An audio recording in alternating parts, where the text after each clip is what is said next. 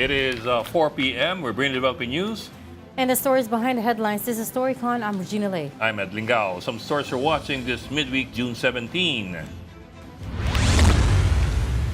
After weeks of impasse, the Senate convenes in a special session as directed by President Marcos. At the start of the session, Senator Win Gatchalian was elected Senate President in a unanimous vote of 13, replacing Senator Alan Peter Cayetano. Both the Palace and the House of Representatives welcomed Gatchalian's election as the chamber's new leader. Meanwhile, Senator Tito Soto was elected Senate President pro tempore, while Senator Mig Zubiri was named Majority Floor Leader. Senator J.B. Ejercito is Senior Deputy Majority Leader, while Senator Joel Villanueva is Deputy Majority Leader. After that eventful morning session, senators and their House counterparts convened for the Commission on Appointments hearing. And there, some members of the minority bloc also turned up, including Senators Rodante Marcoleta, Amy Marcos, Lauren Legarda, and Bongo. And after weeks of impasse, some senators hope today will be the start of what they call, quote-unquote, healing. I think I will be remiss of my duty and responsibility as a senator, colleague, and friend if I didn't thank and commend our two distinguished colleagues, Senator Chis Escudero and Senator Joel Villanueva, for responding to their higher calling for this chamber, our beloved institution known as the Philippine Senate. Higher than their friendships, their affiliations, and every individual member of this body, even higher than themselves. Sir, nakita nyo naman yung ginagawa natin dito, boss. We wanted to work. So that's what we've been doing. I mean, you have seen how I work today. I'm almost at the floor or at the podium most of the time, the entire day. So I hope you've seen that. How are you with Senator Alan, sir? How are you with Senator Alan? Yes, I did talk. Kamusta kayo, sir? Sa kanila? We're brothers at the end of the day. Every day is a fresh start, and we welcome, recognize, and congratulate the new leadership who are dear friends, who are competent public servants, and we in the minority, because I remain to be in the minority, will collaborate for the good of the Filipino people. I'm very happy. It's time for healing and move on na tayo. Set aside all the differences and work again for the sake of the Filipino people. Majority rules, yan naman po. This is a collegial body. Tapos na po. So let's move on with the new leadership, with the new majority. This is democracy. Gano'n naman talaga. Meantime, Senator Ping Lacson says they may elect Senator Chis Escudero as presiding officer of the impeachment court. Lacson says the group believes that Escudero is the most suitable choice since he is a lawyer. A pre-trial conference will be held on June 18 before the trial against VP Sara Duterte begins next month. The opening was originally slated for July 6. Only 7 of the 10 individuals subpoenaed by the CIDG attended today's fact-finding probe into the deaths of student athletes Rene Baterbonia and Divine Adili. One of those who attended was Sean Tuano, a close friend of Adili. Psychiatrists and psychologists were present during the investigation to aid the players who are still reeling from this traumatic incident. Meantime, Coach Tab Baldwin and other Ateneo officials are expected to appear before the NBI's parallel investigation into the Aurora tragedy on Friday. Earlier today, the Justice Department also released an Immigration Lookout Bulletin Order, or ILBO, against Baldwin, team manager Christopher Epok Kimpo, and 2 others. And 5 of the 18 self-identified bagmen of Zaldico appeared before the Office of the Ombudsman today. That's for the office's fact-finding investigation involving the so-called Maleta Boys, who allegedly delivered cash to several public officials. The Ombudsman said it is still too early to determine whether the case will be filed in court, as statements are still being gathered. And joining us today, maaga po siya, ang ating resident political conspirator, si Mr. Ronald Llamas. Magandang hapon sa lahat ng mga nag-enjoy sa Ibang ngiti mo ngayon, show sa Senado. 3:47 to put on the record. Siya dumating. Talagang nilista pa niya. Kahit na-traffic ako ng more than 2 hours, dahil meron na namang ginagawa dyan sa underpass, sa Show EDSA, Nagpaparinig ka ba? ay nakahabol ako. Oo. Kasi naiwan isang lane lang yung naiwan, di ba? Yes. For Ba't naman laging motorists. ganun? No? Saan man lang gawin nila pag yung hindi rush hour. Very Para true. hindi na may perwisyo ang mga tao. Ano ba to? DOTR? MMDA? Baka all of the above. DPWH? All of the above. Beijing, all of the Secretary people in charge. Banoy, General Manager Nick Torre. no? Huwag naman sana sa rush Rush hour. hour. Okay, and also from the Philippine Star, of course, we've got Editor-in-Chief, Amy Pamintuan. Hi, Amy. Ang taong di nata-traffic. Hi everybody. Oo nga, walang traffic dito. Happy Wednesday. Talagang happy ngayon, ano? Ay, Ami, bakit ka happy? Everybody happy. Bakit ka happy? Ano nangyari? Ba? Di umaandar na yung mga binabayarin natin sa Senado, no? They're starting to earn their keep. Oo. Okay ba sa iyo yun? Healing? Para pa yun, Grabe naman para si pa Ami. yun, bumagsak ang oil. Below $80 Below 80. per Ang barrel. Brent kayo, Oh. Brent was at 78. Below 80. For the Ayan. first time since March. Dahil bubuksan na daw Yeah. ang Strait of Hormuz. Dahil nagkapirmahan na raw. By Friday. By Friday, magpipirma. So, happy Wednesday. Happy. Oo. Happy Wednesday. Pero- Naka-move on na ba kayo lahat? Naniniwala ka ba, Parang hindi Ami? pa lahat nakaka-move on, ano? Naniniwala ka ba sa... Parang hindi pa yata lahat nakaka-move on. Medyo hindi ako ganun kadaling maniwala sa healing. Ikaw ba, madali ka ba mag-heal? After Hindi, no... kaya nga tinatanong ko, merong mga wala pa dyan eh. Sino yung absent? Hindi pa nakaka-move on. si Mark Villar nasa abroad yata.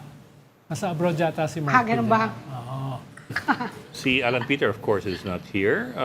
Although si Yeah. Pia is very, very Active dun sa ano niya, yung activist, advocacy what niya, a word, health. active. Oo. Oo. Pero si Alan yata nasa online. Forever na ba yung Facebook Live? Hindi ba kailangan in person? Naka-online. Okay. Di ba pandemic lang yun? Hindi gusto niya. Trip niya yun Ano ka ba? Okay. Wala naman force, ano bang force majeure ngayon? Ang init-init, ni walang bagyo ngayon. Grabe naman to si Ami magsalita. Did you hear what she said? She said they're finally earning their keep. Oo nga. Grabe. Talaga naman, di ba? Magdedemanda na iba ng Grabe ka estapa manumbat, Ako nga, walang keep, pero earning Grabe ka rin manumbat, Ako ba, tawag pa sa akin, earning my keep? O just keeping my earn? Keeping your earn. So there you have it. Another, can I call it a counter coup? Unofficially, a counter coup in the Senate with a new majority. So ano nang tatawagin ko sa majority na to? no, pinapala- New majority. Sila na. Nakakalito na, no? The latest majority. Nung The pinapanood ko, Gatchalian majority. nung pinapanood ko kanina, parang back to the normal, boring Senate hearings. Diba? Oo nga. After ng almost a month ng intense 37 Drama. days, to be precise. Diba? Tapos Yeah. ngayon, ayan naman. Ngayon, nami-miss nyo yung action. Who says the action is over? Malay mo. I mean, Correct. Papasok ka na sa kwan. we're just about to start Pre-trial, the bukas. impeachment. Yes, correct. Pre-trial, tapos sa 6, opening na. Oh, Tapos ang si trial. Mr. Senator Fort Tweed ang magpapreside. Okay. Dito Oo sa... nga. Now you have to Pero explain it's that. acceptable kasi to both camps Yes, but you have to give us the context to that. I know we talked about it before na gusto nila lawyer, so dalawa lang yung pinagpipilian, siya or si Kiko Pangilinan. Why did Cheese Escudero win out this time? Ano yung edge niya? Mukhang ano may nga alam siya, siya, Ami, mukhang siyang acceptable sa kabila. He's diba? looking at the ceiling. May alam siya Anong turo niya? Ay, Sabi ng lolo ko, pag wala ka masabing maganda, tumahimik ka na. But I do remember a few days ago, sabi mo nga, na parang hindi magandang optics kung si Cheese yung yung gawin nilang presiding of officer. course, because you... So I Some suppose by that, people have- that means you're a bit disappointed. Ano ba yung message? So- Pero gusto siya nung mas acceptable siya sa kabila, Sa kabila. sa Duterte camp. Mas I- acceptable siya I kaysa know. kay Kiko, obviously. But to elect a presiding officer, all you need is a majority, correct? And the new majority already has the majority. So, kung hindi Yeah, acceptable... but they owe him one, ano? Kung hindi yan sumipot, wala sila ngayon. Nasaan sila ngayon? Nasa kangkungan, nakatingin pa rin tayo sa lahat. Naghihintay ng mga butike na binabaril ni Mau Aplaska. Hanggang ngayon, ganun pa rin tayo. Pero also, Ami, Pababayaan ko na si Ami magpaliwanag. Huwag na ako tanungin mo.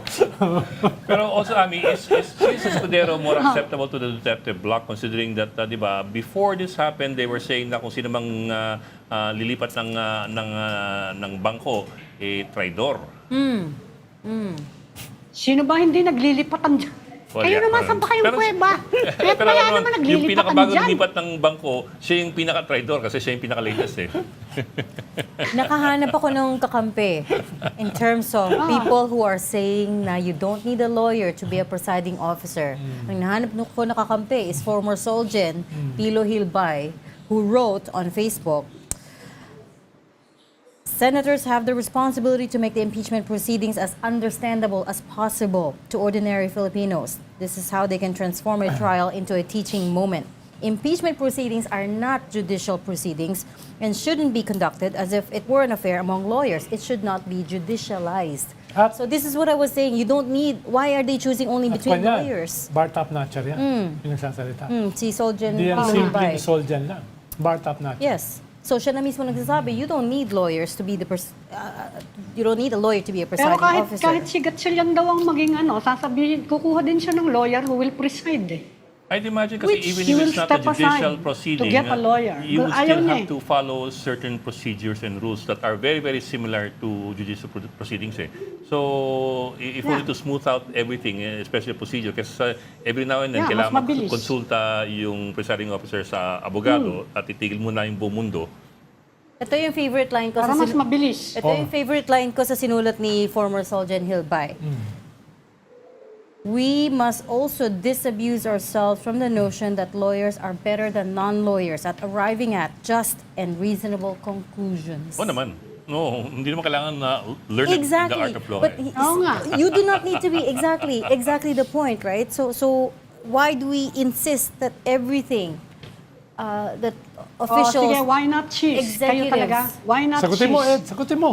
kasi na-implicate na sige. siya sa flood control scandal. Sagutin mo. Sabi mo, kailangan ko eh. And Hindi there sabi ko, what Why I'm not saying choose? is that as a matter of process and procedure, it will probably delay the proceedings more if every now and then the presiding officer will have to. Why not cheese? consult. Because Ami, he was implicated in the flood control scandal. And these are not two May separate... formal charge na ba?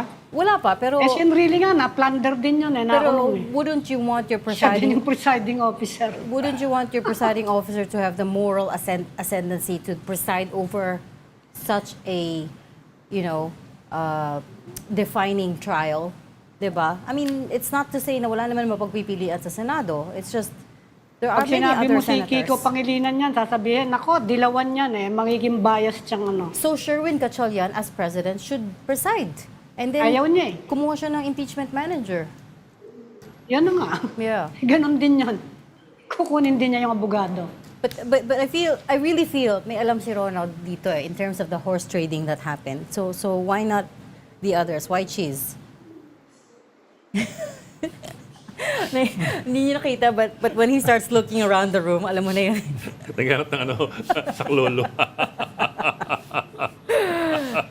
Okay, so we'll just let Buti lang may silence. salamin ka eh. Oo. May nakikita mo yung eyes niya. Starts looking around the room. Tell us the ano? truth. Tell us the truth. Okay. You may not like the truth. Sabi nga ni Kwan. We may not Diba? like the truth. Ang sabi ni Kwan? Si A Jack few Nicholson. good man, di ba? Oh, a few You good can men. handle the truth. few good men. You cannot handle the truth. Oh, di ba? Lalo ka lang kung galing ka sa kuweba, di ba? But in the end, Tom Cruise got the answer out of him. Oo nga. So Sabi give nga us the niya. truth. Sabi nga ni Kwan, Sabi nga ni Ami, saan kuweba ba kayo nakatira? Narinig mo kanina? Oo nga. Hindi na sa akin ang Oo, galing that's yan. the Sa Senate, amin na. remember. Maganda naman yung pelikula niyan, pero yung pelikula niyan parang galing Cueva rin eh. Kasi Hindi, kaya, What? napaka-improbable ng mga nangyari sa Napaka-improbable. kaya nga pelikula, di ba? A young, Diba? hot, upstart lawyer colonel could not have done that, you don't think? Kanya nga pelikula eh, no? No? Suspension of disbelief. Di ba? Yun yung essence ng pelikula. Ito, absolute suspension of ano. Absolute suspension of disbelief. So, Kaya okay, so talaga, we have move on na a... kayo, move on. Move on na daw Move kayo. on na kayo. Healing. Si Ami ko. Kumakanta. May ganun pa si Ami.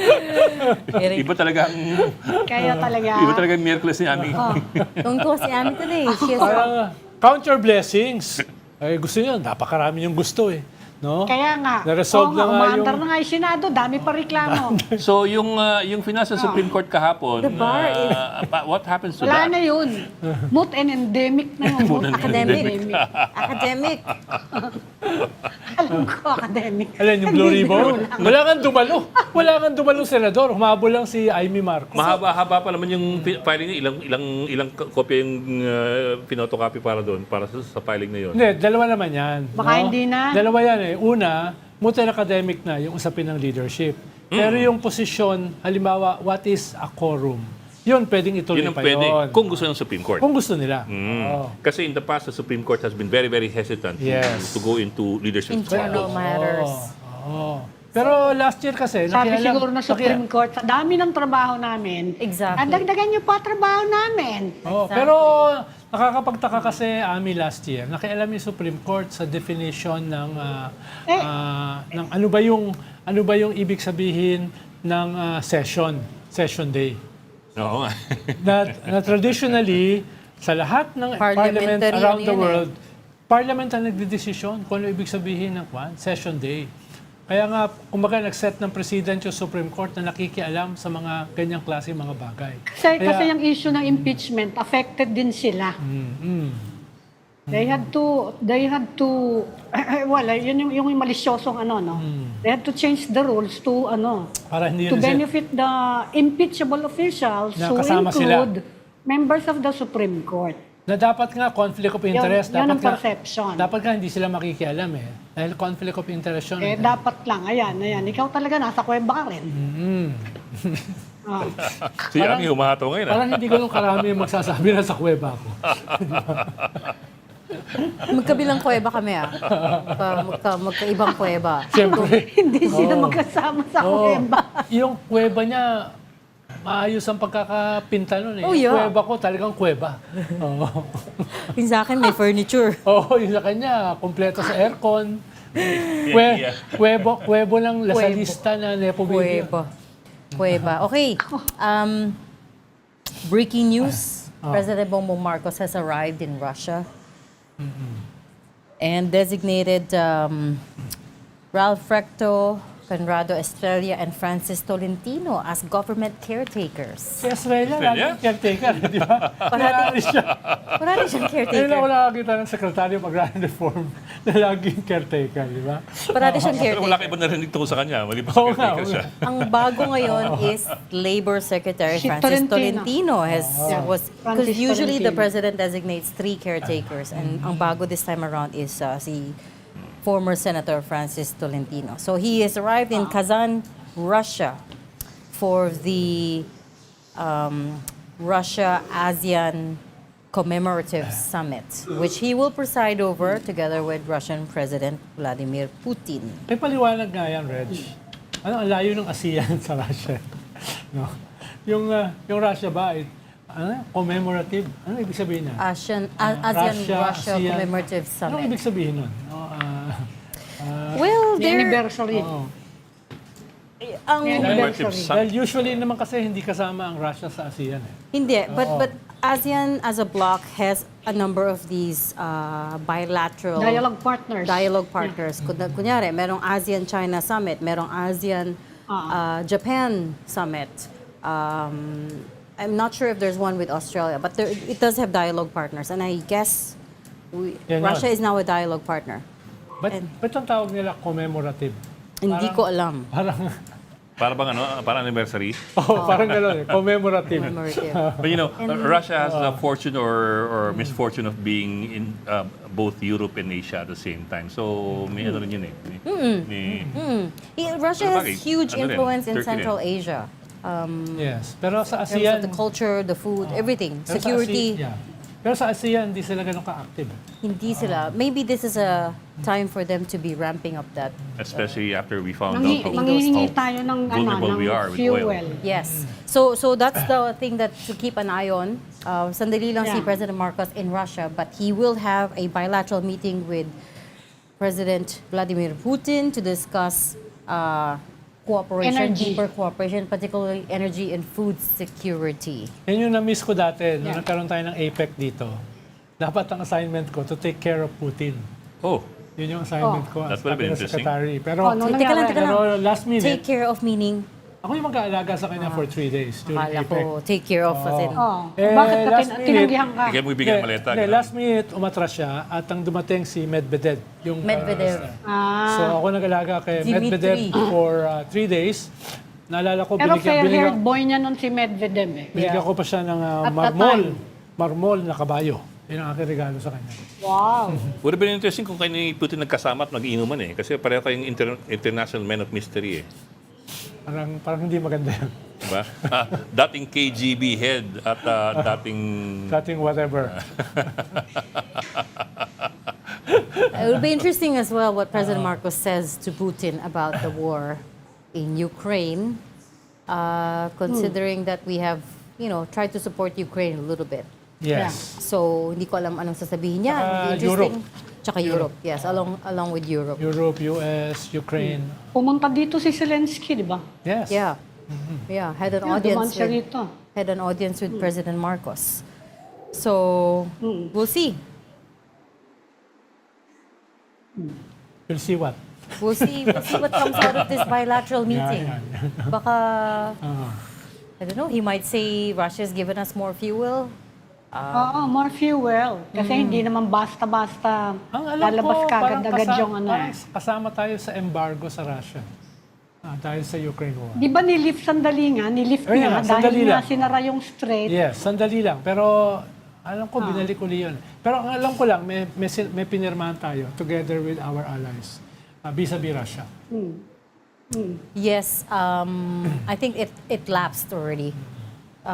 Yung US sanctions Yeah, on suspension of the Russia. embargo. Okay, at this point, we're going to bring in our mobile journalist, Mary Mon Reyes, who's still covering the Senate. Mary Mon, what do you have for us? Good afternoon. So far ngayon, nagpatuloy yung special session dito sa Senate. Pero ang nakikita natin so far is may participation na ng senators from the minority bloc. And yung huli kasi nating naririnig, ang sinasalang ay yung iba pang mga legislation plus possibly other administrative matters. Pero they are eyeing for the special session to end at around 4 to 5 o'clock in the afternoon. Pero to note, kanina, umaga, 9 a.m. until yung pag-suspend muna ng special session, walang participation nor presence nitong senators from the minority. Nung nag-convene ang commission appointments, doon na nagparamdam yung ilang senators from the bloc. That includes Senator Loren Legarda, Senator Aimee Marcos, Senator Bongo, and Senator Dante Marcoleta na part sila nung CA. Pero ngayon, sa pagpapatuloy na ng special session, nandun na ulit ang minority senators. Adding to that is Senator Pia Cayetano at nang tanungin kung susuportahan niya ba yung liderato ni Senator Sherwin Gatchalian, ang sabi ni Senator Pia, may numero naman na raw, may 13 daw. So kung may 13, yun na raw yun. Kung sakali lang naman na walang 13, doon lang naman daw magkakaroon ng problema sa Constitution. So for now, mukhang meron ng participation from the minority bloc. Especially, sabi sa atin nung ilang staff ng mga senador from the minority, may mga legislation din daw sila na pending na nais ngang maisalang sa session ngayong araw. Balik sa inyo. Naramdaman mo ba, Mary Mon, yung healing? Healing. Yung healing, naramdaman mo ba, Mary Mon? Nadama mo ba ngayon? Well, so far, ang pinaka nakita kasi natin yung stark difference ng participation ng senators na last time may boycotting na nangyayari, so walang kahit na sinong senator from the minority ang pupunta sa Senado. Pero ngayon, eto na sila. Ito yung sinasabi ni na Senator Erwin Tulfo, ni na Senator Raffy Tulfo, na they are happy and this is time for healing. And even Senator Risa Ontiveros expressed her gratefulness and her joy na fully operating na raw ulit ngayon, functioning na ang Senado, and that would include yung expected na work ng lahat ng senador sa paparating na impeachment trial ni Vice President Sara Duterte. And ang nasabi dyan ni Senator Ping Lacson, so far, pag magko-convene daw sila as the impeachment court, they are eyeing to put Senator Chis Escudero as the presiding officer dahil daw mas okay daw yung experience, yung kaalaman din abogado itong Senator Chis at may kaalaman na rin daw or experience pagdating sa impeachment trial. Pero Bok, parang hindi sinagot yung tanong ninyo kay Pia Cayetano kung susuporta yung minority doon sa liderato ni Win Gatchalian. Kasi parang ang sagot niya sa inyo, I'm paraphrasing of course. Very functional. May numero na naman ng 13. So, ano yung sabihin nun? Common sense naman, he said. Common sense naman. Yun yung sabi niya, common sense naman daw. Diba? And ninote pa nila nga na kapag ano raw ba ang nasa rules? Ano raw ba yung nasa constitution? So when you have 13, yun lang daw yun, sabi ni Senator Pia. So, hindi nga sinagot. Mary Mon, ano yung pinaka-latest na statement ni Alan Peter? Siya yung hindi natin nakikita ngayon. Yung So far, pinaka-latest, yung pinakahuli pa rin ay yung naging post niya na wala raw siyang masamang damdamin o pagtatampo dito kay Senator Joel Villanueva. So far, yun pa rin yung pinakabago. Pero sa pakikipag-usap natin sa ilang minority senators, for example, Senator Bongo, Senator Amy Marcos, and Senator Loren Legarda, pare-pareho naman sila ng sinasabi na nais naman na raw nilang magpatuloy din yung trabaho ng Senado. And even Senator Loren Legarda congratulated the leadership of Senator Gatchalian and Senator Tito Soto, who replaced her, took the place of Senator Gatchalian nung siya ang pro temp. Pero technically, kung kay Loren yung tinatapat as Senate President pro tempore. So sabi naman itong kay Senator Gatchalian, alam naman daw ni Senator Loren kung paano magtrabaho ng maayos si Senator Sherwin. So we'll see. Pero ang wala ngayon dito sa special session ngayong hapon is si Senator Rodante Marcoleta. Pero present siya nung Commission on Appointments na convening kanina. Plus Senator Robin Padilla, Senator Alan Peter Cayetano. Senator Bato, yun, wala naman din talaga siya. And Senator Jinggoy Estrada. Nakita ko si Marcoleta niyayakap si Senator Soto. Yeah, I was gonna ask that as well. Wala ba siyang hawak?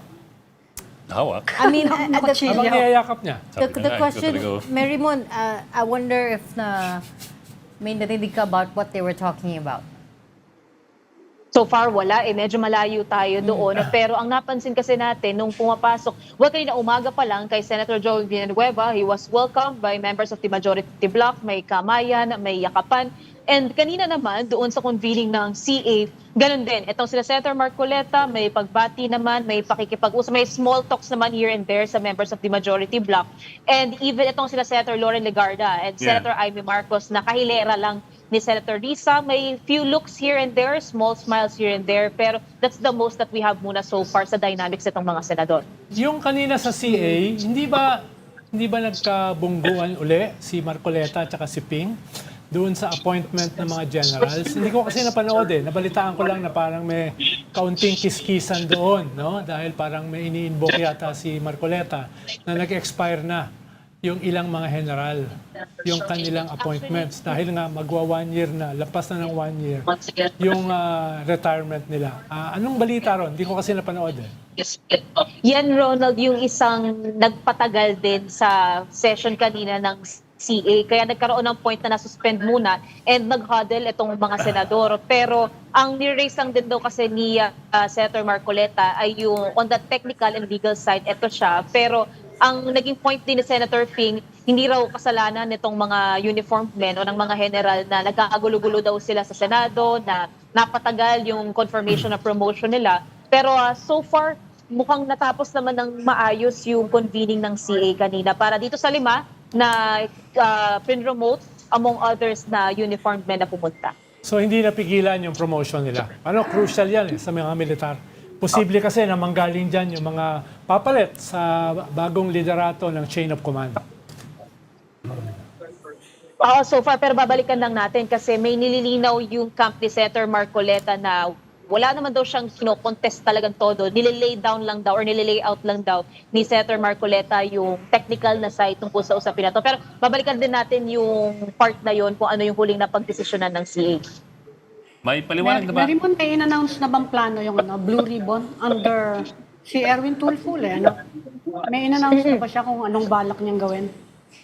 So far, Ami, wala pa. Ang pinaka-latest sa Blue Ribbon is nadagdagan na yung vice chairman nito. So bukod kay Senator Kiko Pangilinan, sa Senator Ping Lacson.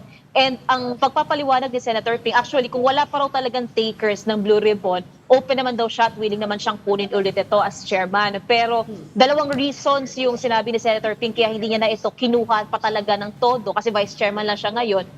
Number one, ayaw niya na raw na mawalan ng mga kaibigan at magkaroon ng bagong kalaban. And number two, if not kaparehong kalidad, pero may mas kwalipikado pa raw na senador para hawakan yung Blue Ribbon Committee. And in this case, so far, Senator Erwin Tulfo pa rin naman ang namumunuan as chairman ng Blue Ribbon. And we are still waiting kung kailan yung magiging next schedule nila at ano yung magiging move nila forward doon sa ginawang press con ni na former Congressman Mike Defensor kasama yung alleged bagmen ng flood control kickbacks. Total, nabanggit mo na rin yan, yung press con kahapon ni Mike Defensor and the former bagman. Ano yung paliwanag ng mga senador who were supporting and endorsing the testimonies of the bagmen last week na hindi sila nagpakita kahapon dun sa press con and they were expected to be there? And parang nasabi pa Bok doon sa press con nung ilang bagmen na parang may konting pagtampo sila na ine-expect nila na dadating nga itong mga senador. And to note lang din, si Senator Amy Marcos, sinubukan niya namang pumunta kahapon doon sa venue, pero nung umaga, hindi pa raw sila pinapapasok. Kaya nagkaroon ng announcement pa mula sa venue doon sa EDSA Mandaluyong na kesyo hindi raw tuloy, pero later natuloy. Pero so far sa camp ngayon ng Minority Bloc or ng Cayetano Bloc, wala silang iba pang pagpapaliwanag or reaction doon sa ginawang press con kahapon. Yeah, but siguro... Pero ang malinaw, Bok, yung petition nila, sinusulong pa rin nila ito and sinasabi ni Senator Cayetano sa last na online post niya, etong power struggle din daw for them, it's also more about the truth doon sa investigation na ginagawa ng Blue Ribbon Committee. Kaya nga sinasabi pa ni Senator Cayetano, kanila gatsalyan na raw yung liderato, basta daw yung Blue Ribbon, sa kanila yon. Yeah, but at the same time, the 18 bagmen have been invited to the Blue Ribbon Committee before pa, and they refused to attend. We didn't hear anything from the current minority bloc now, who were then endorsing those testimonies. So what happens now? Itong grupo ni Marcoleta and company, are they going to put any pressure or try to convince the bagmen to appear before the new Blue Ribbon Committee now that the Blue Ribbon Committee has been constituted to include almost all the senators pa? Tsaka, sila halos. yeah, Meron, nadagdag lang sa tanong ni Ed. Ano bang balita mo dyan? Inabandon na ba nila itong 18? Dahil walang dumalo kahapon dun sa alleged Blue Ribbon nila. Yung medyo nagkagulo dahil hindi yata nakapasok si Chavit Singson tsaka si Aimee. Pero anong status nun? Dati kasi all out sila dyan Tapos kahapon ay parang wala sila lahat. Bok Ronald, yan yung so far wala pang bagong komento from the minority. Pero wala rin naman silang nagiging comment or indication na iniwanan na nila itong alleged bagmen. Pero ang huli namang sinabi ni Senator Erwin Tulfo, nung last time na gumawa sila ng consultative meeting dito, dumating yung bagmen pero hindi dumalo sa pinaka-pagpupulong ng Blue Ribbon, is titingnan muna nila plus yung legal action moving forward kung may pwede bang isang pangkaso, usurpation of authority ba yung ginawa ni former Congressman Defensor kasi ginagamit daw yung titulo ng Senado para mapaniwala yung publiko na official yung announcement na may ginawang pagdinig ang Blue Ribbon, pero hindi naman natin nakita yung mga senador, even Senator Robin Padilla na inescort dito papasok sa kanyang opisina itong mga bagmen pero hindi rin dumalo sa ginawang press con nila kahapon. So we're still waiting. Wala pa talaga tayong ibang reaction mula sa minority tungkol dyan. Can you ask them what happened to them? Parang the absence was glaring talaga. It was really glaring. Yeah. There's no other way to put it. Lalo na build up ng husto. Oh. And, And nasabi pa, yun yung baka last opportunity Oo. na raw nila, sinabi kahapon. But they've been invited to the Blue Ribbon Committee na rin eh. And I suppose he'll be invited again. Diba? Yes, po. Potential. And ang sabi naman so far nung mga natanong natin na bagmen doon sa press con kahapon, kung sakali man daw na imbitahan sila ulit ng kung sino mang Blue Ribbon na pinamumunuan either ng Cayetano Block o ng Gatchalian Block, eh may openness naman din daw sila na mag-participate o pumunta. Pero again, we will see kung sakaling mangyari man yan at kung sakali man, ano ulit yung kanilang babanggitin sa testimonya kasi ang nadagdag din sa press ko nila si Si Cheese. Senator Cheese Escudero. So, pero last time naman, tinanggal naman nila sa kanilang testimonya or kinorek nila yung sa case si Senator Kinoren. Loren Legarda. So, pati yung kay Senator Mark Villar, diretain nila doon sa kanilang testimony. So, we'll see talaga kung ano pa yung mag-unfold kung sakaling pupunta sila Yeah. dito. Okay. We'll leave you to go and ask the senators kung ano nangyari. But thank you for your reporting, mobile journalist Marymon Reyes, live Salamat, from Marymon. the Senate. Thank you, Marimon. Thank you, Marymon. And we go to the lower chamber, the House of Representatives. We have News 5 correspondent Marian Enriquez. Man, kamusta dyan ang special session? Nakamute ka. Nakamit ka ata. Nakamute ka. Okay, Hello, that's right. magandang There you hapon. go. Ako. Okay. Tapos nga, yung Kamara na ipasa na sa ikatlong huling pagbasa yung lahat ng mga panukalang batas na nakalatag nga doon sa hiling ng Pangulo sa kanyang Proclamation 1318. So, ang hinihintay na lang ngayon, dito nga sa special session, ay yung BICAM reports, gaya nga nun sa IX amendments. Yun na lang hinihintay para doon sa ratification nito dito sa Kamara. At kanina, nag-elect din ng ilang mga miyembro ng Commission on Appointments. So, yun yung mga nangyari ngayon. At I think nakasuspend yata ngayon yung sesyon. Pero nagpaunlak din kanina ng interview itong si House Majority Leader Sandro Marcos. At doon kanina natanong din siya doon sa komento niya sa pagkakadawit dahil sinama rin po siya sa pangalan na nabigyan umano ng maleta mula nga doon sa flood control kickbacks. At tinawag niya nga na fake Marines ang mga ito, yung mga bagmen. At tinawag niya nga pure BS, yung paratang sa kanya dahil hindi na raw dapat dinidignify yung mga testimonya ng mga nasabing ang bagman. At ito pa nga niya, sinabi niya, nakita naman daw natin kahapon nung sumali si Senator Cheese Escudero dun sa mayorya, biglang nagkaroon ng maleta. Baka raw kapag humarap sakali ito nga, Mary Grace Yatos sa impeachment trial, baka magkaroon din siya ng maleta. Pero sa iyo. Okay. Marami bang dumating ngayon dyan sa special session? Dapat nakabakasyon na yung mga yan eh. Normally, nag-uuwian yan either sa probinsya o nagbabakasyon overseas. Nasa 213 na mga mambabatas yung nag-respond doon nga sa roll call kanina. Kaya nagtawag or nagdeklara ng forum. So makikita natin marami-rami rin talaga tayo nakitang mga kongresista rito at yung mga deputy speakers yung naglabasan din for an interview. At kanina nakausap din natin itong si House Assistant Majority Leader Zia Alonto Adyong na tumatayo pong spokesperson ng House Prosecution Panel. Natin din natin siya kung ano ba yung masasabi nila dito sa pagkakaluklok at pagkakahalal kay Rin Gatchalian bilang Senate President. Actually, welcome daw ito para sa House Prosecution Panel dahil nakikita nila ngayong na plansya na yung gutsot sa Senado, finally wala na sila nakikitang delay or distraction nga para umusad na ng tuluyan itong impeachment trial ni Vice President Sara Duterte. At natanong din natin, kasi nabanggit nga raw ni Senator Ping Lacson na posible na ang napipisil ng House or ng Senate majority ay si Senator Cheese Escudero bilang presiding officer noon sa impeachment court. Sabi nila, hindi naman parang natanong natin, kasi di ba kung maalala po natin, ating background lang context, si Senator Cheese Escudero po, yung Senate President, back in the 19th Congress kung saan nga in-archive ni remand yung articles of impeachment laban kay VP Sara noong nakaraang taon.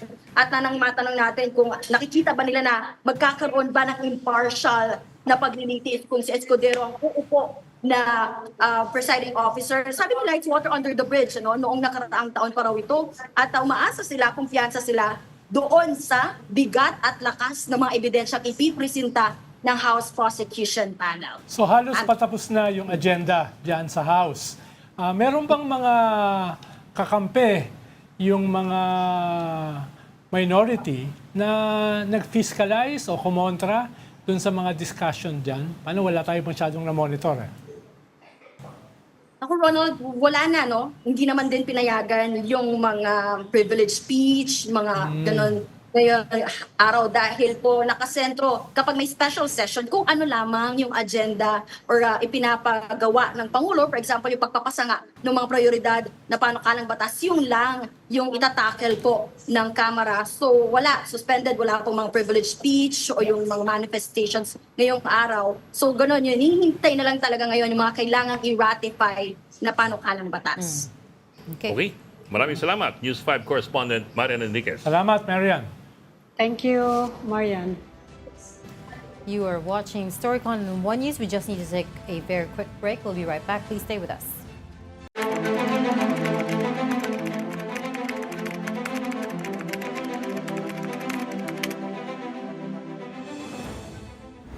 We've got developing news in the stories behind the headlines. Welcome back to Storycon, the Story Conference. I'm Ed Lingao. And I'm Regina Lay, still with us, Amy Pamitun of the Philippine Star, and Ronald Llamas, our resident political pundit. Also, wala pa akong sinasabi, he's... Parang pilit eh, no?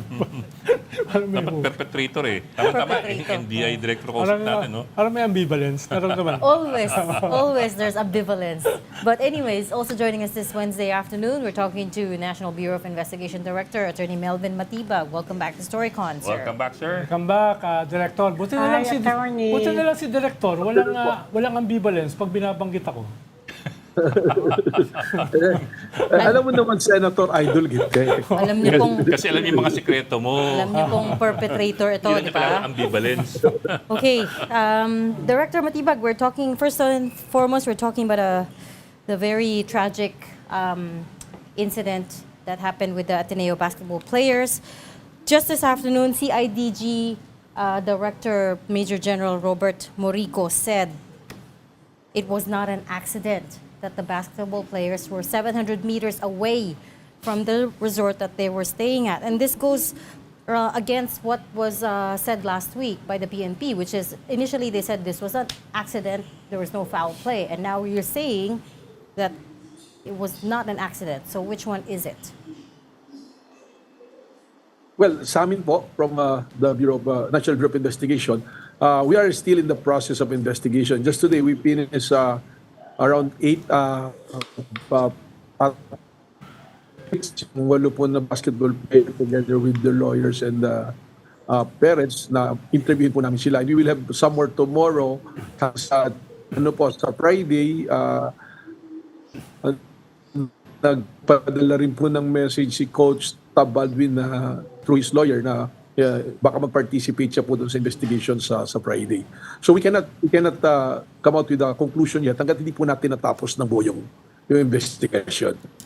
Pero Director, bakit may ganitong klaseng contradiction from the PNP and the CIDG? Hindi ba sila nag-uusap? Paano it sends the wrong signal eh? Hindi ko po alam kung bakit ganun yung naging pahayag po sa PNP at sa CIDG. Recent kanina po, I think there's a coordination from CIDG sa amin asking for a copy of the autopsy report because ang nag-conduct po ng autopsy is NBI. We're done with the autopsy of the Divine and Rene. So we have furnished the copy to the family po kasi sila po yung entitled dito sa copy ng itong aming autopsy report. Kami naman po, that's why I'm always saying kailangan tapusin namin yung investigation because ayaw po namin na magkaroon po ng partial na report tapos eventually may mga lulutang pa palang ebidensya o testimonya na hindi po nakaangkop doon sa magiging partial report. Kaya ang sinasabi ko na po laging pauna is tatapusin po namin yung investigation. Actually, we are hoping sana that we can finish it by Friday pero humingi nga po ng period yung iba na bukas magpunta at saka sa Biyernes. So hopefully, Biyernes matapos po namin yung mga pag-interview namin. And by Monday or Tuesday, we can come out po with the complete report po dito po sa aming investigation. Pero Director, maybe I can ask you as well as a lawyer, meron bang particular na ibig sabihin ng katagang accident sa batas? Kasi hindi ko lang kung nasa paghihimay ito ng definisyon ng aksidente o hindi. Parang ang punto ni Morico is hindi sa aksidente dahil it was a certain number of meters away from the resort. So I don't know how that gets defined. Well, ako rin po, hindi ko rin po ma-identify kung tama ba na basis na hindi sabing aksidente or aksidente because of the distance. Kasi hindi po natin ma-determine until makuha natin lahat yung ebidensya. Ano po? So, sa ngayon po, ang maliwanag pa lang is merong nangyari nga po na insidente na may 2 player na namatay at ang nalaman natin yung lugar. Tapos ang mga testimonya pa po yung kailangang himayin. Pero I can't give a conclusion na sabihin ko hindi ito aksidente or aksidente ito.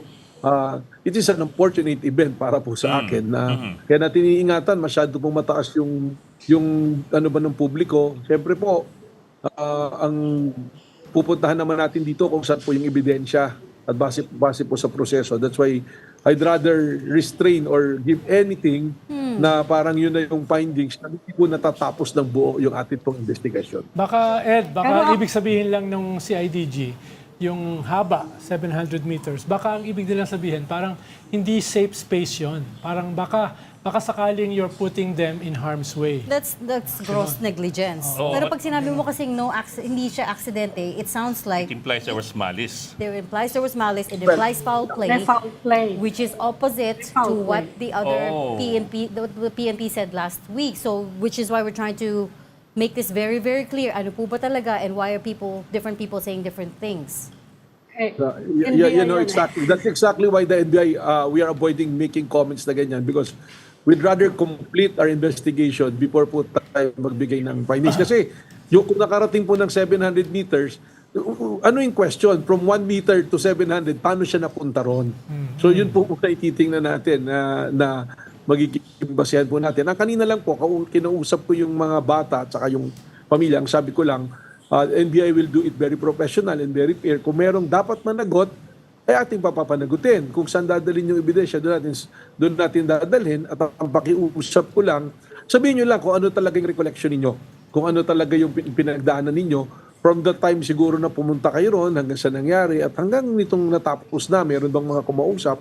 So, ganun po yung ginagawa namin. It's really a fact-finding para makita po natin paano po nangyari yung insidente po na ito. Siguro linawin lang natin. Pero Tony, actually may mga naglalabasan na interview with the former basketball players, saka kasama na rin yung iba, yung mga nakasama dyan, at parang lumalabas ang nangyari. Ang impression ng mga tao, it's like a boot camp, parang nasobrahan yata. At tanong ko lang, mako-cover ba yan nung pwede bang i-apply yan ng hazing law? Kasi parang nagiging initiation rights siya Well, ang una po natin titingnan, Ma'am Ami, ano po ba yung elements ng hazing So titingnan po natin kung may pumapasok pong elemento doon. Ang sigurado po tayo merong namatay. Pero yung circumstances leading to the death, wala pa po tayo talagang kalinawan. Yun nga po sana yung pakiusap natin sa mga tao to exercise restraint muna kasi hindi po nakakatulong nagkakaroon na ng opinion at damdamin para po ma-resolve natin. Ang magbibigay namin garantiya, we will go where the evidence will lead us. Kung ano talaga po dapat na papanagutan na kaso, ay papapanagutin po natin yung dapat mga managot. At lahat naman po nung lumalabas sa social media, pati yung ibang mga interview, monitor po namin yan at nakapactor in po doon sa amin pong ginagawang ebidensya. Even po yung naging statement nung apparently nung ex-wife, amin pong pinapacheck sa aming cybercrime division yan, TCT and anything. Saka, syempre po, ang titingnan po namin, what is the value of that evidence? Kasi kung may criminal prosecution po tayo pupuntahan, babalik po tayo doon sa Memorandum Circular number 20, yung reasonable certainty of conviction po na sinasabi.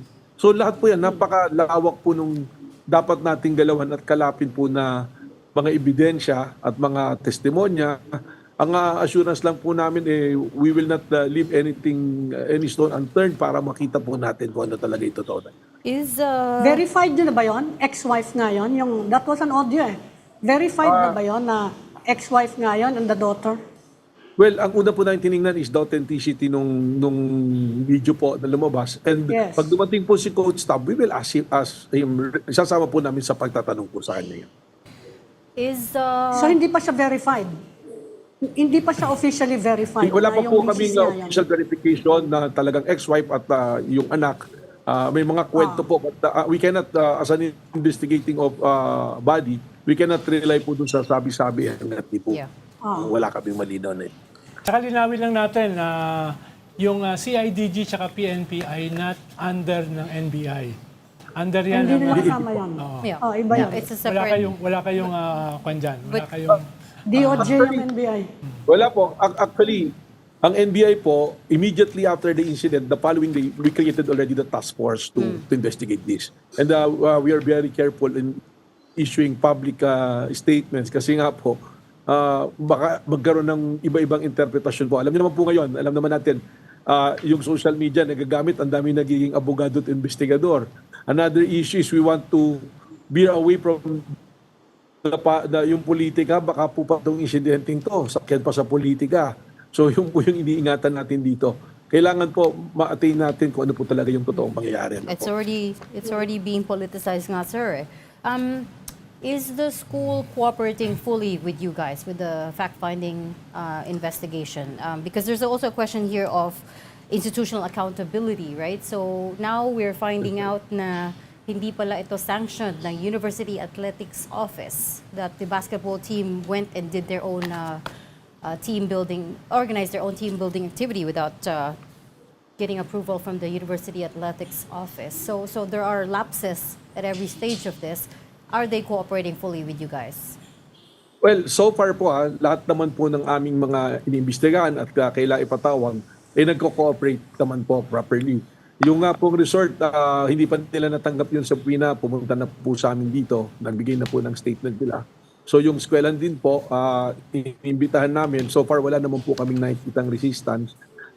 Ito pong, we will also invite yung other agencies like CHED, kasi there is a circular proof from CHED that yung pong mga activities na ganito should also be somehow get an authority from the Commission on Higher Education. So kasama po yan. Lahat po talaga sinama namin, even UAAP, we are contemplating also on inviting them para po mas daw po yung maging natin investigasyon. Director, without compromising your impartial investigation nyo. Sorry, wait lang. Tapusin ko lang yung question about sino yung investigahan. What about the MDRRMO and the first responders? Because lumabas doon sa interview ni Pia Ontiveros that one of them had a pulse.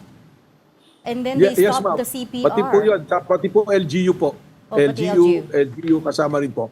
Ang pag-finding po namin, ang task force po namin is composed of the Homicide Division, kasama po dito yung Region 3, sila po yung pumupunta sa Aurora kasi sakop po nila. And of course, the Office of the Director po is hands-on din po rito. Medyo malawak po na grupo yung na ginagamit po namin for the investigation. Ronald.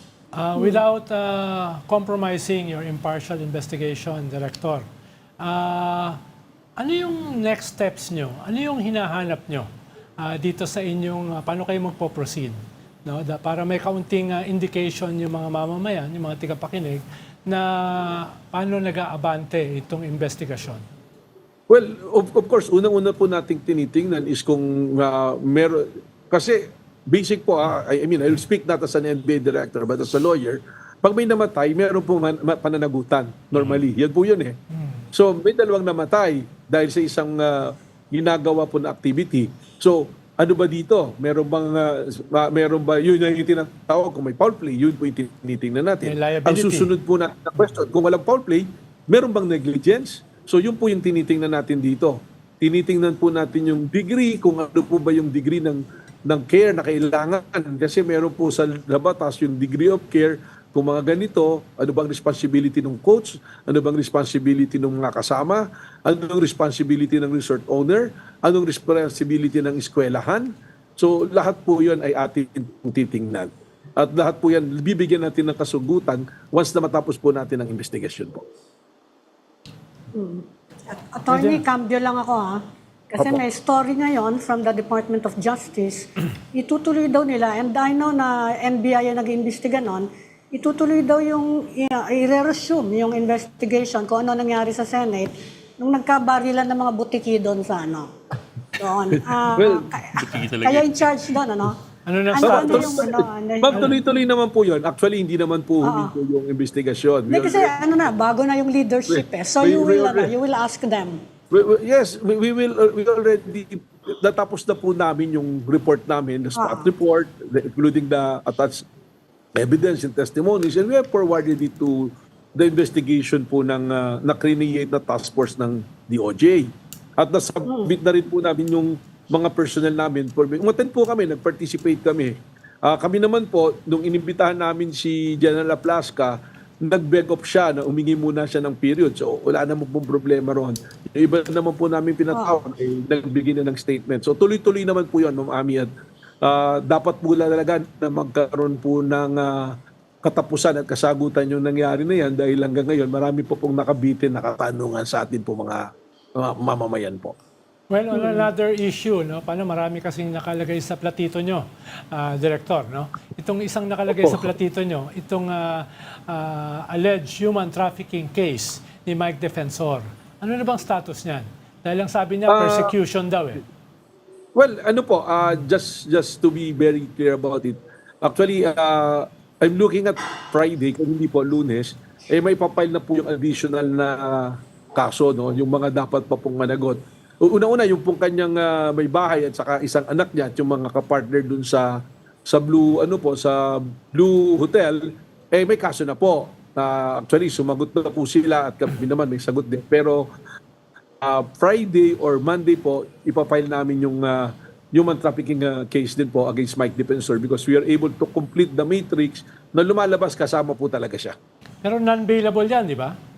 Qualified, yung sa kanya po, non-bailable kasi qualified human trafficking po yung sa kanya. Yung sa anak po niyang isa, dahil masasama yung isang anak niya, bailable naman po. Saka may iba pong mga personalities din na may include na hindi human trafficking, solicitation naman po ang makakaso po. So either Friday po yan, Sec, or sa Monday po. Tapos na po yung report. So yung report directly implicates Mike Defensor. The case build-up directly implicates him because he insists that he divested from it a long time ago. Well, tiningnan po namin yung mga papel na isinumiti nila at napatunayan po namin na mga peke po yung sinabit. Check po namin yung mga notary, wala po. So additional cases pa nga po silang papasok. Falsification yan. So yung SEC documents na sinubmit ay peke. Hindi po yung SEC dahil ang claim nila, they already assigned it to somebody else. Correct. So nag-submit po sila ng mga papel ng deed of assignment, lease contract. When we check it, non-existent po, hindi po siya talaga notarized. So parang ginawa lang po to come out with the defense doon sa nauna na pong nakapile na kaso sa asawa at anak niya. Pero yung SEC documents, sir, yung SEC documents na naka-identify Totoo po yun. Actually, yung SEC document po, totoo. Kaya nga po sila nasama dahil sila po mismo yung nakalagay ng mga incorporators po eh. Well, we will, once we file it sa Friday or sa Monday, we will come out with the matrix. Ipapakita po kung bakit siya nakasama talaga. Para hindi naman po sabihin ni Mike Defensor na pinupuliga lang siya, no po. Pero sir, that's certain to be the angle when you file it na dahil naglabas siya ng mga alleged bagmen ni Zaldico, ito yung hataw sa kanya. Well, he can always say that, but the evidence will prove na siya lang yung nagsasabi na pinupolitika, na siya talaga, human trafficker po talaga siya. And related to that, you said that may nasagap din kayong information that he was paying off the alleged bagmen. Was it 5 million? Yes, it's still ongoing po. Okay. Lumabas na po yung, pati nga po yung anak nun si Anselmo Tinidero, nag-testify na rin, sinabi talaga na ganun yung yun yung sinasabi nung father niya na he was promised by Mike Defensor ng 5 million. Ang punto nga po dito, hindi po siya kasi hindi po binigay 350 lang yung nabigay. Ang problema nga po kasi nito, hindi pumunta si Mike Defensor. Pinadala po niya yung abogado niya, sino nga ba yung abogado? Yung maliit po na abogado niya, hindi ko matandaan po yung pangalan, pero pinadala niya at sinasabi, hindi pupunta dahil harassment. Hindi po harassment we are trying to find kung ano talaga yung participation. So yun po yung Pero nangyari sir, dito. Yes sir. Sir, Opo. doon sa 5 million na yun po, ano po yung violation doon kung sakali? Kasi Mike Defensor can always argue that tumutulong lamang siya doon sa mga mga dating sundalo. Actually, inamin niya na nagbigay siya. Kung ang testimonya po, isang kasinungalingan, ano po yun, sir, nag-i-influence ka Perjury. dito testify falsely sa ibang tao po. So may under the RPC, punishable po yan. And are you saying that all 18 of them were offered money? Or iilan pa lang? Or That is the claim of Anselmo. Kaya nga po pinatawag namin sila para liwanagin Wala pong pinag-iba sa ibang mga investigasyon, just like the investigation dito sa Ateneo, iniimbista lahat, hindi dahil akusado kayo, kundi para magbigay linaw doon sa istoryang lumalabas na maaaring may pananagutan ang kung sino man po. So, ipa-file nyo yan sa DOJ, ha? DOJ, ano? Yung pong human trafficking, Opo. we will file it sa prosecutor din po ng Pasig. Yes. Kasi doon na po yung unang kaso po. nandun Opo. yung hotel? How many counts of qualified human trafficking are we talking about? Well, yung pong human trafficking kasi one act na yan doon doon sa nakita namin. So, yung mismong doon sa nangyaring raid, doon po namin ipapasok yun. Director, yung Storycon po kasi sa Lunes, 4 to 5:30. Baka pwede kayo mag-allot ng 30 minutes para mag-guess. Dahil marami kasi kayong gagawin sa Lunes So, hingi kami ng update. Mauna na Marami kami. mong gagawin mula ngayon hanggang sa Lunes. Kaya nga, mauna na kaming mag-allot ng 15 minutes. 15 minutes lang. 15 minutes lang. 10 minutes lang. Alam mo naman, Jack Ronald, pag ikaw nag-iimbita, talaga naman. Talagang unir pa ng Hindi, nauna na tayo. Dahil sabi mismo ni Director, maraming mangyayari Friday tsaka Lunes Or ibigay nyo na sir yung report para mabasa na namin. So we can break it already. Mas demanding ito. Yung sa amin, alin ba yan sa atin ngayon, partial pala po. Hindi, yung kay Mike Defensor po. Sabi mo, Mike, bibigyan ko kayo ng magandang matrix para mas maliwanag sa tao. Ayan. Sir, para lang malinaw, nagsampa kayo sa Pasig prosecutor, hindi pa yan arrest warrant kagad, di ba? Dadaan pa yan sa preliminary investigation. PI muna Once yan. na pinail po yung matapos po, there will be a resolution. Then the information is attached. Doon po nakalagay na non-bailable or bailable, what is the recommended. Ayun po yung mandato na parang information po. Tapos na yun isasampa ng prosecutor sa RTC. Pagsampa po sa korte, iwararapol po yan kung kaninong korte mapupunta at sila po yung mag-i-issue kung kailangan may warrant of arrest po. Okay, may proseso pa yan. Okay. Ami. Si Mawa Plus ka, ipapatawag mo ulit. Opo, kasi siya naman po yung humingi ng deferment kasi parang meron siya yatang ibang activity or something on that thing. So, pagbibigyan po naman. Paano pag hindi? Kasi ina-accuse na kayo ng kayo inattack niyo daw yung Senate Ma'am Ami, hanggang ngayon po wala silang maipakitang CCTV. Hindi pa po nabubuo Ang linaw na po ng CCTV, may timestamp yun. Sasabihin nila, minanipulate. Meron pong oras Yung eksaktong oras kung kailan ni-report yung putukan, yun din yung eksaktong oras na nakalagay dun sa CCTV. So, mahirap naman yun. Sila po ang may hawak ng CCTV nung time na yun So, napakahirap. Nakuha nila yung CCTV. Nangako po sila na maglalabas sila CCTV, wala po nilabas. Nakuha po ng CIDG yun. Hindi nga po kami ang naglabas noon, kundi ang CIDG ang naglabas ng CCTV. John Vic. 2 weeks ago, we asked you, Director Matibag, if you were any closer kung may hinahabol kayo na leads as far as Senator Bato de la Rosa is concerned. And you said yes. Any updates on that? We'll update you ma'am pag na-arresto na namin. Pero ma-arresto po natin yan. We're positive about it. Marami pong pumapasok na lead but they are serious na tinitingnan po natin. Kasama na po yan sa sinasabi ni Sec Ronald na marami kong gagawin mula ngayon hanggang Lunes. You think he's still in the Philippines at this point?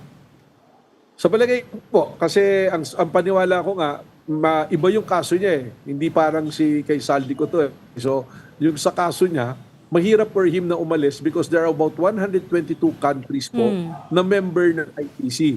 And every member of the ICC, they're obligated to enforce the warrant once na malaman nilang there's a fugitive na nasa lugar po nila. If the country is not a member of ICC, may Interpol responsibility rin po sila, and the Interpol is also looking po after Senator Bato. So, palagay ko po, he'd rather be here, yun ang iniisip niya. Baka mas ligtas siya rito, and there's still a pending claim before the Supreme Court, so yun po siguro. Kaya I have a strong belief. Or tatakas siya sa China? Well, that is also a possibility, pero tingnan po natin kung ano talaga sa mga susunod na araw at linggo, sana may positibo po tayong development dito. But you sound pretty confident, Director Matibag, about finding him. Medyo may maganda po tayong tinitingnan na lead po. Na ibubulong sa atin? Hindi. Okay, well, I'm just joking. Thank you so much for talking Salamat, to Director. us. Kita-kits sa Lunes. Despite your very busy schedule. Kita-kits sa Lunes. Oo. Tapos Friday niya in-announce, oh. Lunes, sir, ha? NBI Director Melvin Matibag. Salamat. Salamat, Director. Thank you po. Thank you. Huwag niyong insist Lunes, baka mamaya Friday niya i-announce, tapos Lunes na magpakita sa atin. We had to... Masyado ka naman demanding. He has so much work, we had to let him Problema go rin sa kasi. mga kasama ko, masyadong demanding. Ano? So, kanya na, another landmark case yan. Kung halimbawang makuha si Bato at maisuko siya sa ICC, siya ba ay ibabawas sa numero ng Senado? Oh yeah. Pagdating sa impeachment? We were talking about that yesterday. Sabi ni Father Rantilio Aquino,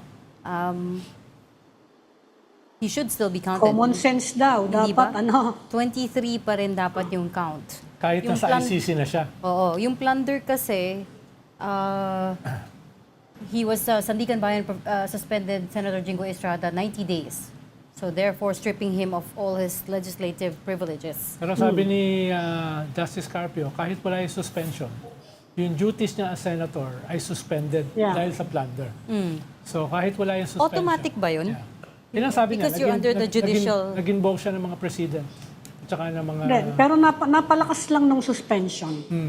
Napalakas siya, di ba? And also, if you, Mas mahirap labanan. if you look at yung Abilino versus Cuenco case, si Senator Confessor was abroad, kaya naging 23 yung bilang nila. Kung nasa Hague, Pero may rule daw sa plunder case, you are suspended from your functions or duties automatically as senator. At kasama sa duties mo ay yung pagboto. Yeah. And yeah. Pag-plunder. Paano kung dalawang senador ang kukunin ng ICC? So, 3 na yung minus, 21. So, ano yung 2/3 ng 21? Yan na nga sabi nung kahapon, di ba? 14. Ha? 14. Pinapamath niyo na naman ako. Kahapon, I came up with 15.33. Ikaw yung galing sa business 14. school eh. Ikaw yung galing sa business school. 21, 14. Hindi naman ako galing sa business 14. school. Yeah, 14. 14. 21, malinaw, 14. So is it 14 of 21 or 15 of 23 or 16 of 24? Yan ang Di ba sabi ng interesting. Dean kahapon, dapat naman maging tayo, we use our common sense. Paano daw kung yung heaven forbid, bumagsak daw yung eroplano, ang laman 12 senador. So, 12 na lang. Paano ka daw magkakaroon ng 16 senators kung sakasakali? Oo. Ba? Kaya, may katwiran din siya. Therefore, kung physically ay talagang wala ka na sa Senado, Kaya nga, ay hindi pwede. dapat ibawas ka na. Oh.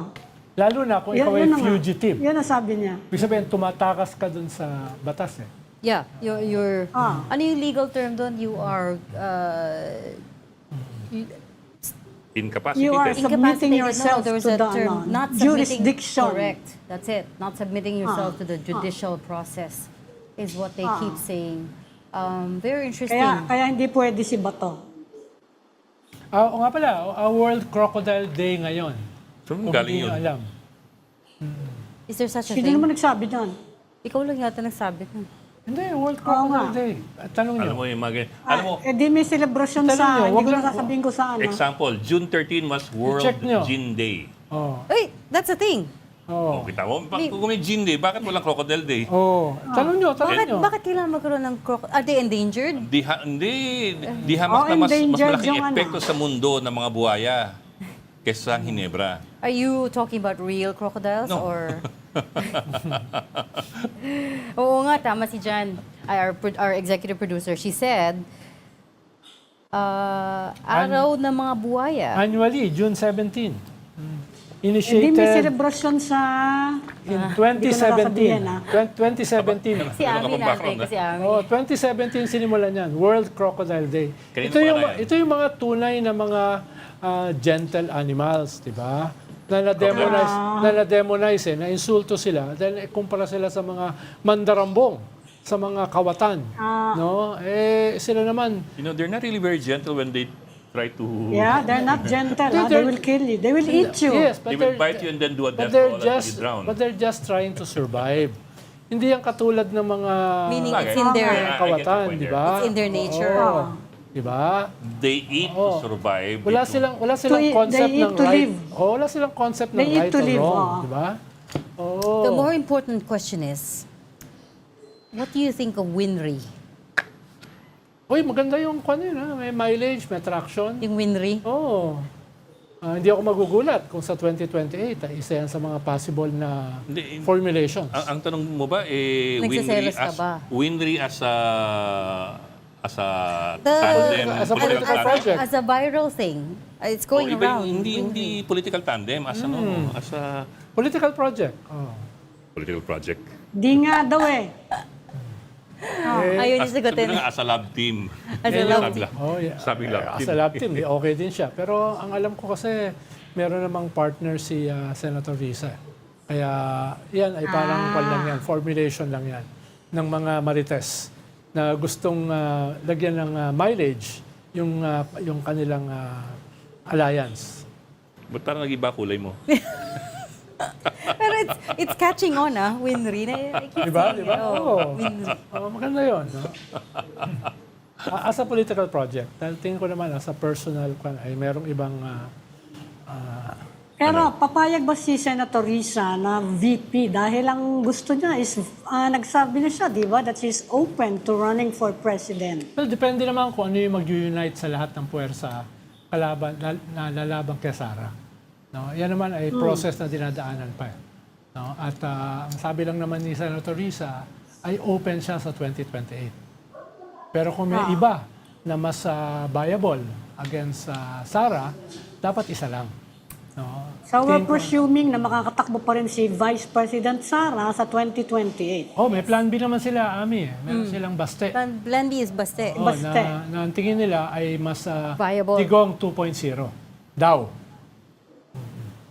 Medyo malabo yun. Yun yung roar. Roar Parang tsaka kulang pa rage. siya ng ano. Retired. Hindi, yung roar officer. kailangan esperon eh. May esperon yun. Kailangan pa ng konting exposure. Yes, tsaka may kwan eh. Diba? Medyo ano pa lang siya eh. Bago pa siya eh. Merong wit at tsaka sense of humor yung matanda eh. Na parang wala pa yung bata. Diba? At tsaka, Wala yung mga anak. tsaka yung nung 2016 kasi parang medyo may originality tsaka authenticity pa eh. Medyo na-burst na rin yung maraming bubbles eh.